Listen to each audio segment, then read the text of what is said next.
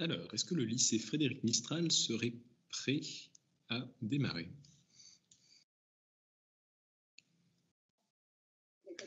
Oui, on est prêt. Super, super, super. Bon, bah, tout d'abord, bienvenue ou bienvenue à nouveau. J'espère que le congrès s'est bien passé pour vous jusque-là. Est-ce que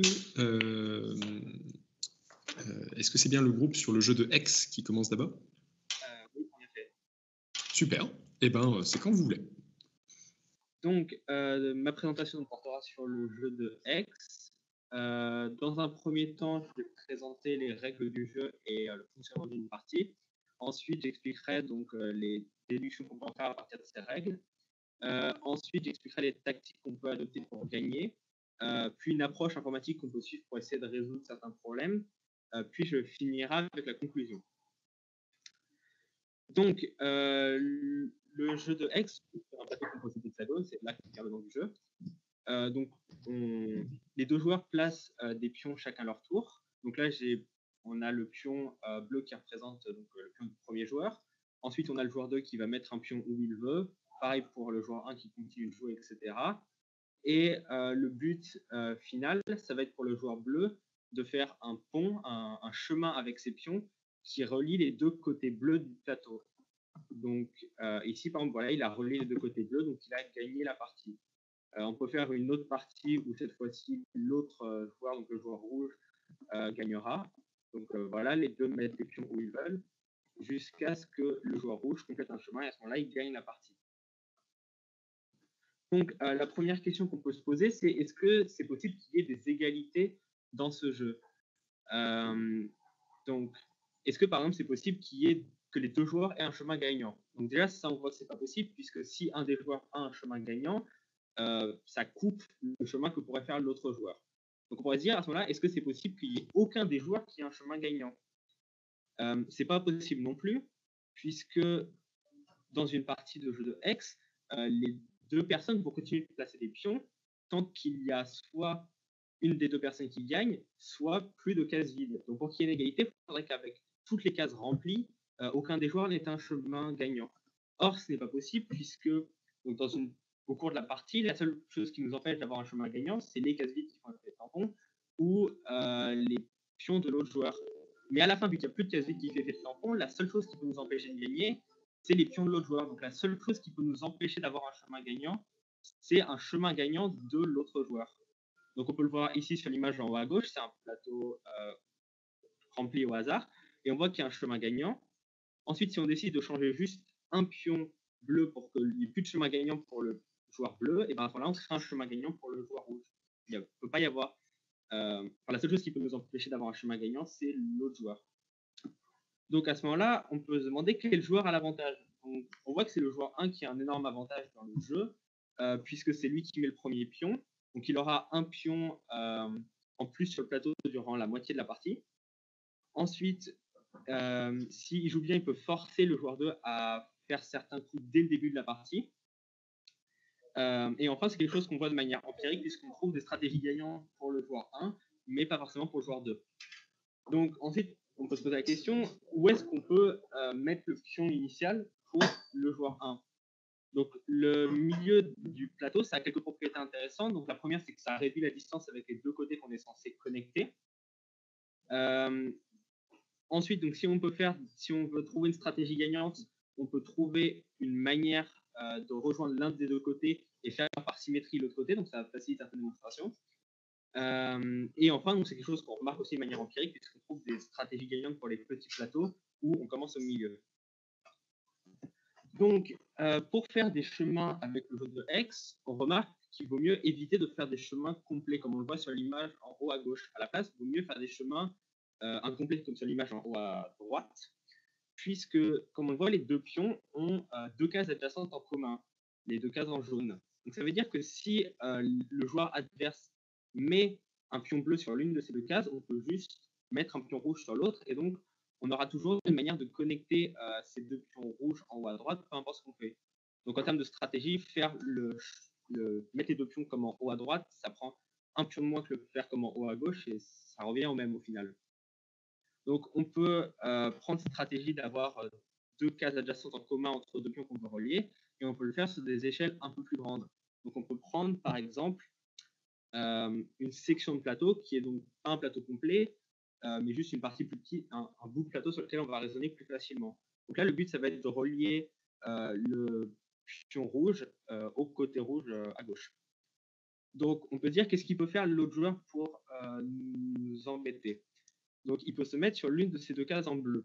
À ce moment-là, nous, on se met ici. On a deux cases adjacentes en commun avec le côté rouge. Donc, bah, si l'adversaire se met sur l'une, on se met sur l'autre, pas de problème. On peut faire la même chose de l'autre côté, c'est exactement le même principe. Et à ce moment-là, on peut se dire, bon, qu'est-ce qu'il peut faire l'autre joueur à ce moment-là? Il peut nous embêter en nous sabotant nos deux chemins, donc en se mettant ici. Mais à ce moment-là, nous, on peut juste se mettre ici, et donc on a deux cases adjacentes en commun entre nos deux pions rouges, et on a deux cases adjacentes en commun entre le pion rouge et le côté rouge. Donc, s'il se met sur l'une, on se met sur l'autre, etc. Donc, on peut, étant donné qu'on a résolu cette section du plateau, on peut juste maintenant l'appliquer sur des plateaux petits. Donc, pour un plateau de 5 par 5, par exemple, on peut voir qu'il y a deux fois cette section du plateau qu'on vient de résoudre qui apparaît. Et donc, on a juste à faire la même chose en haut et en bas et à suivre ce que je viens d'expliquer. Et on pourra gagner à tous les coups.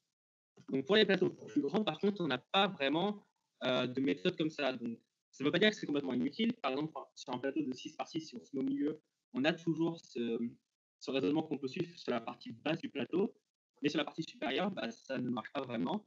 Et même si les stratégies dont je viens de parler nous permettraient probablement de gagner contre un joueur qui vient de découvrir le jeu, bah, on n'a pas la garantie de gagner à tous les coups. Donc maintenant, on peut se poser la question, est-ce qu'on peut faire un algorithme ou un programme qui nous permettrait de trouver une stratégie gagnante pour un des deux joueurs? Donc la première chose qu'on va commencer à faire, c'est savoir si à un instant T de la partie, donc avec un plateau avec des pions, on peut savoir si un des deux joueurs a gagné. Donc là, on va savoir si par exemple le joueur bleu a gagné sur ce plateau-là, ce qui est le cas. Donc la première chose, c'est qu'on va regarder la ligne qui est la ligne qui est directement adjacente à l'un des côtés bleus que le joueur bleu doit gagner, que le joueur bleu doit relier, excusez-moi. Puisque bah, s'il gagne la partie, il a forcément un pion sur cette ligne. Donc on regarde sur l'image en haut, il va regarder notre programme va regarder la première case, elle est vide, donc il va passer à la case suivante qui est donc pour l'image en bas, et là il va trouver un pion bleu. Donc il va commencer là, il va regarder les cases adjacentes, et il va voir un autre pion bleu. Donc ensuite, il va encore regarder les cases adjacentes. Bien sûr, il ne prend pas en compte les cases qui font déjà partie du chemin qu'on explore. Donc il va aller là. Il va regarder encore la case adjacente, il va aller là. Et là, il va tomber sur un cul-de-sac. Donc ce qu'il va faire concrètement, le programme, c'est qu'il va partir à ce moment-là à la dernière intersection, au dernier embranchement. Et donc il va aller explorer l'autre branche. Donc je ne vais pas faire toutes les étapes, je pense que vous avez compris comment ça va se finir. Il va arriver là. Donc vu qu'il est parti d'une extrémité du plateau qu'il arrive à l'autre, en passant uniquement par des cases adjacentes de la même couleur, bah, il sait que le joueur bleu a gagné sur ce plateau-là.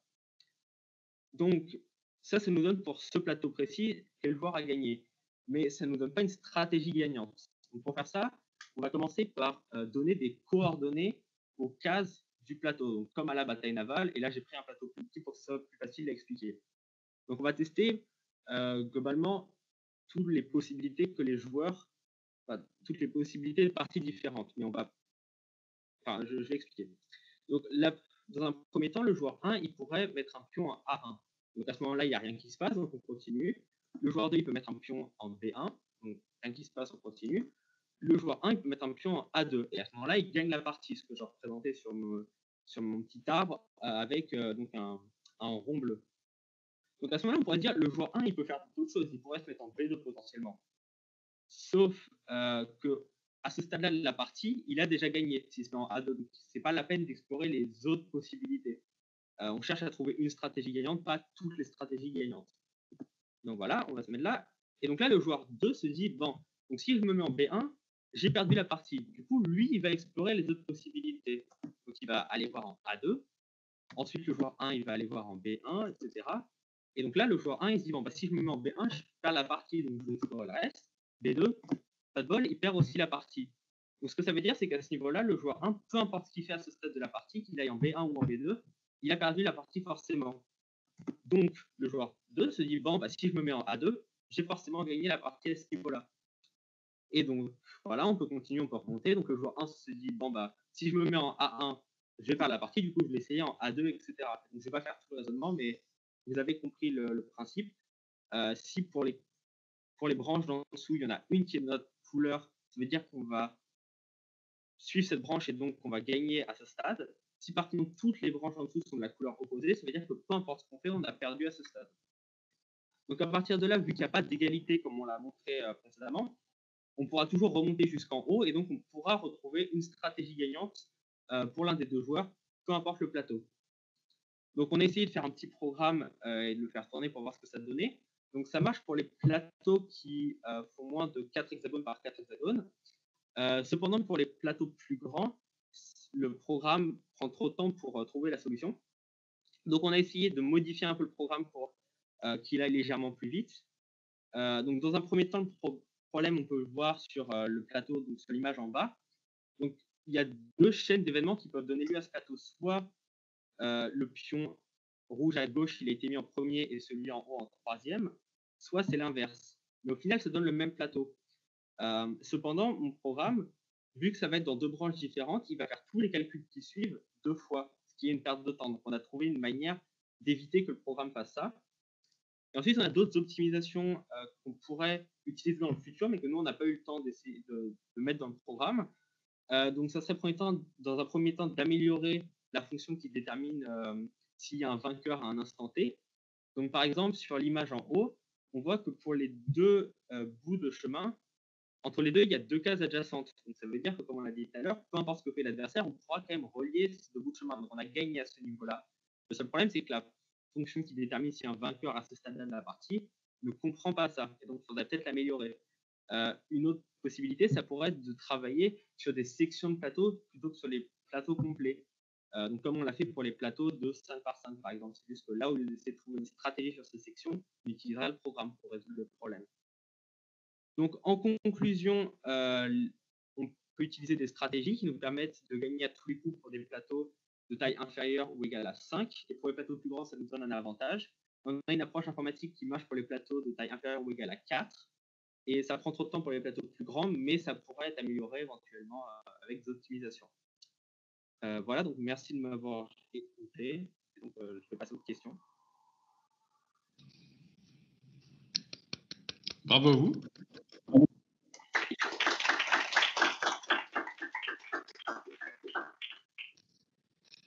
Merci beaucoup pour votre exposé, c'était très bien.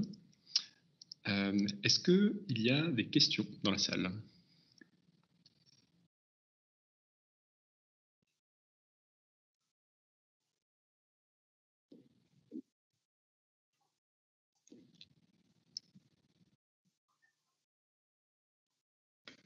Du coup, le temps que les autres réfléchissent, moi j'en ai plein.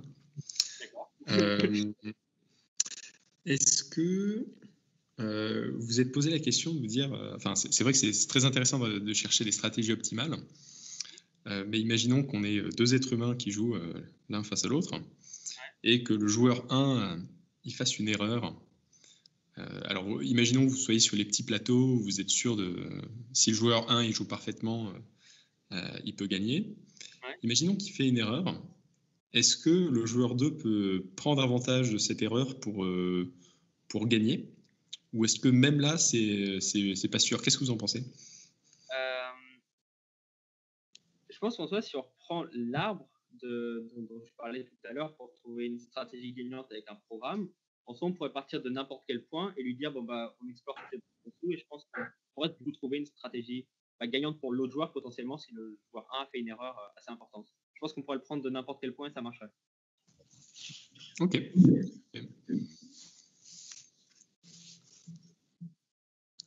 Effectivement, ce qui rend le jeu plus intéressant si on est plus humain d'un certain côté.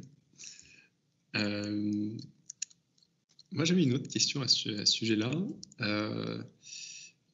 Est-ce que vous êtes posé la question d'est-ce que le jeu était plus ou moins intéressant en fonction de si on changeait le pavage ?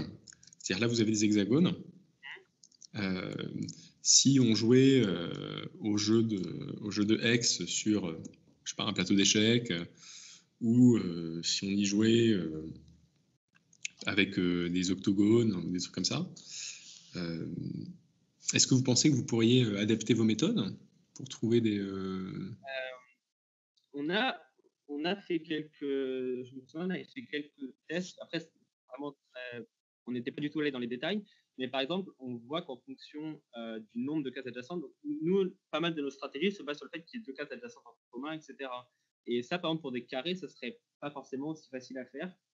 Donc après, on n'est pas du tout allé dans les détails, mais c'est probable qu'on pourra adapter certaines stratégies dans certains cas, mais ça donnerait des résultats complètement différents. Ok, stylé. C'est stylé.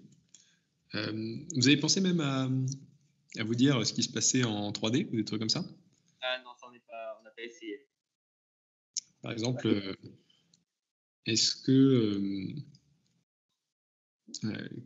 qu'est-ce que vous pensez? C'est-à-dire, au départ, par exemple, vous dites, effectivement, le jeu de Hex, il y a forcément un vainqueur. Est-ce qu'il y a forcément un vainqueur en 3D, peut-être? Je pense que oui. Après, il faudrait tester un peu plus, mais je pense que l'histoire il n'y a pas de case vide pour faire tampon. Donc, la seule chose qui peut nous empêcher de gagner, c'est un chemin complet de l'adversaire. Je pense que ça marcherait aussi. Mais je pense que du coup, ça serait possible que les 2 joueurs aient un chemin gagnant. Je suis pas sûr, honnêtement. Je crois que j'y réfléchisse. Parce qu'effectivement, moi, j'ai l'impression que si on se place en 3D, par exemple, il peut y avoir, par exemple, si là, c'est, je sais pas, mes mains, c'est la couleur rouge, et qu'il y a un chemin qui les relie, rien n'empêche d'avoir un chemin qui part de mon front jusqu'au micro de l'autre côté. Donc j'ai l'impression que la dimension 2, elle est assez importante pour qu'il y ait un vainqueur, justement. En effet. Après, en soi, vu que les joueurs jouent chacun leur tour, on pourrait, je pense, dire que le premier qui complète a gagné. Donc, en soi, il y aura toujours ça marcherait toujours plus ou moins. Ouais, tout à fait. Ouais, tout à fait. N'hésitez pas, hein, s'il y a d'autres gens qui ont des questions. Sinon, moi j'en ai d'autres dont j'en profite, mais...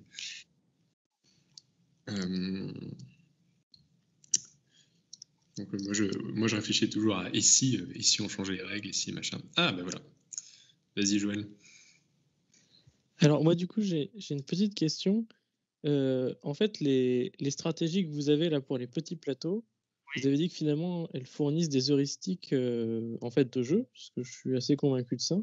Est-ce que vous l'avez testé en pratique? Genre, justement, jouer contre un humain pour voir à quel point ça marchait? Enfin, justement, contre un humain, on va dire, pas optimal, quoi. Un humain qui fait des erreurs et qui... Vous parlez sur les petits plateaux ou sur les grands plateaux? Sur, par exemple, le vrai plateau de Hex, est-ce que vous avez essayé de jouer contre des humains et est-ce que ça a l'air de plutôt bien marcher ou pas du tout? On a essayé de faire des parties. Et donc, le fait de suivre ces stratégies a l'air de marcher plutôt bien. Et le problème, c'est que plus le plateau est grand, plus il y a des questions plus difficiles. Si on se met au milieu, par exemple, et qu'on est sur un plateau de 15 par 15, si l'autre joueur décide de jouer des extrémités, qu'est-ce qu'on fait? Est-ce qu'on est censé le suivre sur les extrémités? Est-ce qu'on est censé continuer de notre côté? Et les deux ont des problèmes parce que si on continue à jouer de notre côté, l'autre joueur peut commencer à se préparer sur les extrémités. Quand on arrive, on n'a plus de manière de passer.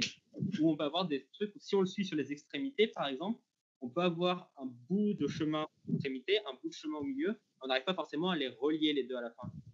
On a des questions de physique qui se posent et on n'a pas vraiment de réponse pour celle-là.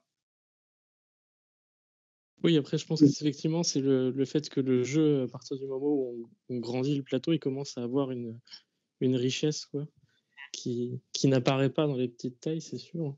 Mais moi, je pense que c'est vrai que c'est dommage qu'on n'ait pas pu faire ce congrès en vrai, parce que je pense que ça aurait été vraiment intéressant que vous le testiez contre les visiteurs. Oula. Et à mon avis, ça aurait donné des bons résultats, hein. Je pense que déjà, avec cette stratégie, on peut déjà être pas trop mauvais, à mon avis. J'espère.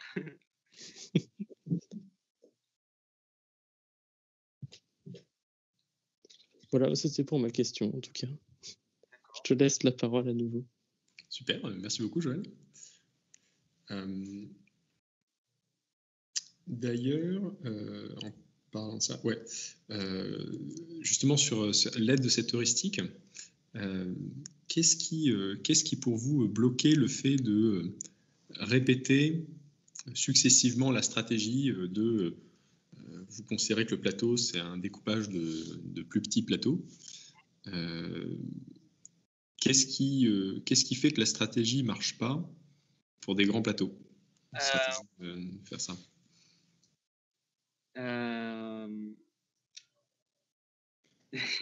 Le problème, c'est donc sur des plus grands plateaux, on pourrait se dire on prend une section plus grande et on essaye de travailler sur celle-ci. Sauf que on ne trouve pas vraiment de méthode qui marche à tous les coups. C'est-à-dire qu'on peut, si on rajoute par exemple une ligne à notre section de tout à l'heure, eh ben, on n'arrive pas à garantir qu'on arrive à passer cette dernière ligne. Parce que, encore une fois, on peut se mettre au milieu, on fait notre stratégie qui marche bien, etc., jusqu'à l'avant-dernière ligne, du coup. Sauf que pour la dernière ligne, l'autre joueur peut dès le début se mettre à l'extrémité, et à ce moment-là, on n'a pas vraiment de manière d'être sûr qu'on arrivera à cette ligne. Je ne sais pas si c'est très clair mon explication. Ouais, je pense. Enfin, du moins, je pense avoir compris dans le sens où si le plateau est assez grand, en fait, il a le temps en fait de mettre en quarantaine la zone dans laquelle le joueur adverse est sûr de pouvoir passer. Il se met à l'extérieur et il dit ok, très bien, mais peut-être que tu arriveras à passer là, mais tu n'arriveras pas à passer plus loin, c'est ça? Voilà, c'est ça. Il se met sur la dernière ligne, et donc nous, au moment où on arrive à cette dernière, au moment où on arrive à l'avant-dernière ligne, on n'a plus de manière d'arriver à la toute dernière, et donc on n'a plus de manière de résoudre de résoudre le problème sur des plateaux plus grands que 5 hectagones par hectagone. Super. Et j'avais une dernière question. Après, moi, j'ai fini de vous embêter. Qu'est-ce que... si vous deviez ajouter une règle, enfin, je ne sais pas si vous avez réfléchi à vous dire, tiens, est-ce que je peux essayer d'améliorer ce jeu en changeant une petite règle, pas forcément en le rendant beaucoup plus compliqué, mais en donnant plus de variations possibles aux joueurs. Est-ce que vous avez réfléchi à vous dire comment essayer d'améliorer ce jeu? Alors, je vais vous donner une proposition. Je pense qu'elle est un peu bête, mais juste pour savoir si vous aviez des idées là-dessus. Par exemple, si on donnait le pouvoir aux joueurs d'enlever un pion adverse, au lieu de poser un pion à eux, ils peuvent enlever un pion adverse. Est-ce que ça rendrait le jeu plus intéressant pour vous? Oui, non, peut-être, je ne sais pas. Ou sinon, et également, est-ce que vous avez une autre règle à proposer qui pourrait rendre le jeu plus intéressant, je ne sais pas, plus de joueurs ou autre chose? Alors, le fait d'ajouter une autre règle, je pense qu'en effet, on pourrait éventuellement changer le plateau pour qu'il y ait plus de 2 joueurs. Mais on n'a pas vraiment travaillé sur ça, donc je ne pourrais pas m'étendre sur ce que ça impliquerait. Après, le fait d'enlever un pion, je pense que ça pourrait être intéressant. Cependant, ça voudrait dire que ça rendrait le jeu beaucoup plus imprévisible, je pense. Et je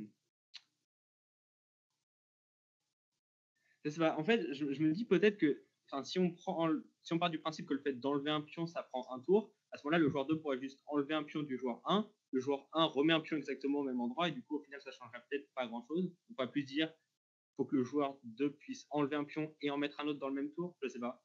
Je sais pas ce que ça donnerait au final dans un jeu.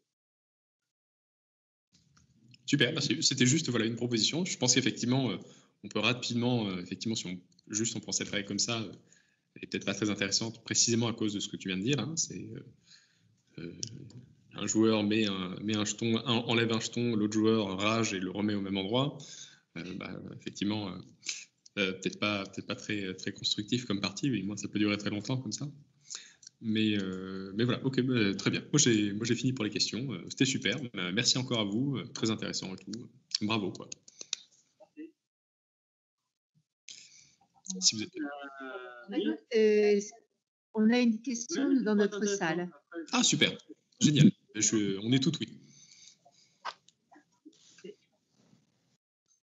Bonjour.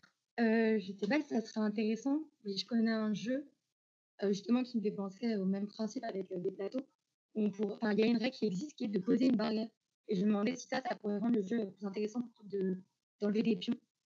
Mais encore une fois, moi, j'ai pas du tout été sur ce projet, donc je sais pas ce que ça pourrait donner. Mais je pense que ça pourrait être intéressant, si je pense. Alors, j'ai pas entendu, c'était posé quoi comme type de pion? Des barrières, de poser des Ah, barrières. ouais. Ok.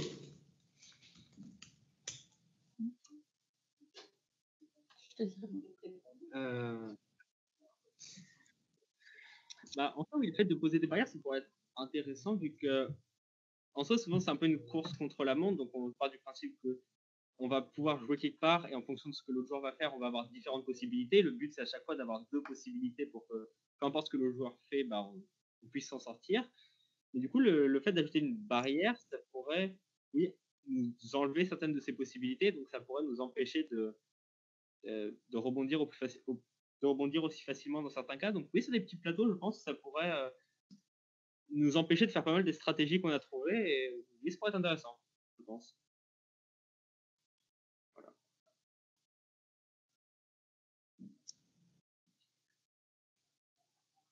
Trop bien, merci beaucoup.